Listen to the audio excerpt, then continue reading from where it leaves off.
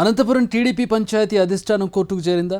తప్పు చేసేది ఎమ్మెల్యే అయినా సరే చర్యలు తప్పవని పార్టీ పెద్దలు తేల్చేశారా? జూనియర్ ఎన్టీఆర్ మీద వ్యాఖ్యల వ్యవహారం ఎమ్మెల్యేని బాగా డ్యామేజ్ చేసిందా?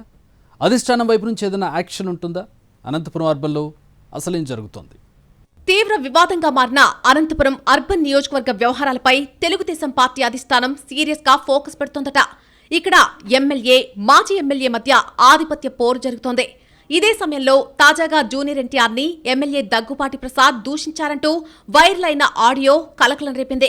వార్ 2 సినిమా విడుదల సందర్భంగా ఎమ్మెల్యే తెలుగు యువత నాయకుడు గుత్తా ధనుంజయ నాయుడుతో ఫోన్లో మాట్లాడినట్టుగా చెబుతున్న ఆడియో సంభాషణ తీవ్ర దుమారమే రేపింది.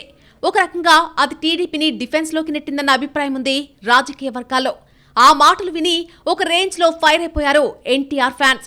ఇక అంతకంటే ముందు నుంచే అర్బన్ నియోజకవర్గంలో ఎమ్మెల్యే దగ్గుబాటి, మాజీ ఎమ్మెల్యే ప్రభాకర్ చౌదరిల మధ్య మాటల యుద్ధం పీక్ స్టేజ్ కు చేరుకుంది.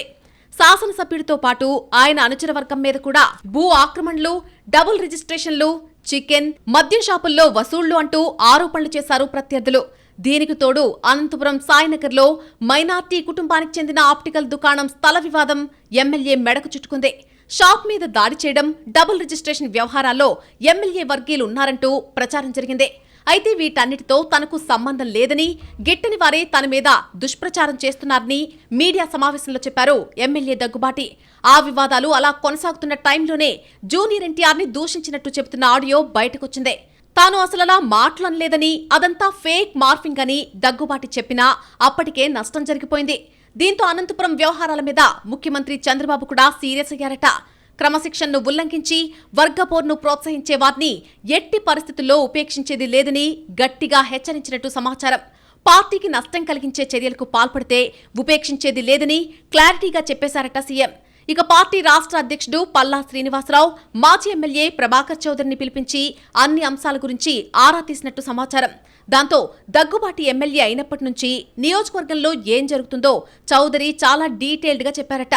అంతేకాకుండా కొంతమంది బాధితులు కూడా పల్లాకు తమ బాధలు వినిపించినట్టు సమాచారం.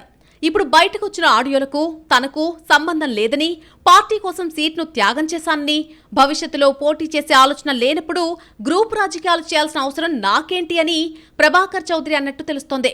పార్టీకి నష్టం చేసే మనస్తత్వం తనది కాదని చెప్పేశారట ఆయన. అంతా విన్న పల్లా మొత్తం సంఘటనపై చాలా ఘాటుగానే స్పందించారని తెలుస్తోంది. ప్రభుత్వానికి చెడ్డ పేరు తెచ్చేలా ఎమ్మెల్యేలు, ఇతర నాయకులు ప్రవర్తిస్తుంటే పార్టీ చూస్తూ ఊరుకోదని అన్నారట. నష్టం చేసేది ఎమ్మెల్యేలైనా ఇంకా ఎవరైనా సరే యాక్షన్ తప్పకుండా ఉంటుందని అన్నారు. ఇక ఎమ్మెల్యే దగ్గుబాటి వివరణ తర్వాతైనా ఈ వివాదం చల్లారుతుందా లేదా అన్నది ఆసక్తికరంగా మారింది. పార్టీలో గ్రూప్ తగాదాలకు బ్రేక్ వేసేందుకు అధిష్టానం వైపు నుంచి ఎలాంటి నిర్ణయం వెలువడుతుందని అర్బన్ నియోజకవర్గ కార్యకర్తలు ఆసక్తిగా ఎదురుచూస్తున్నారు.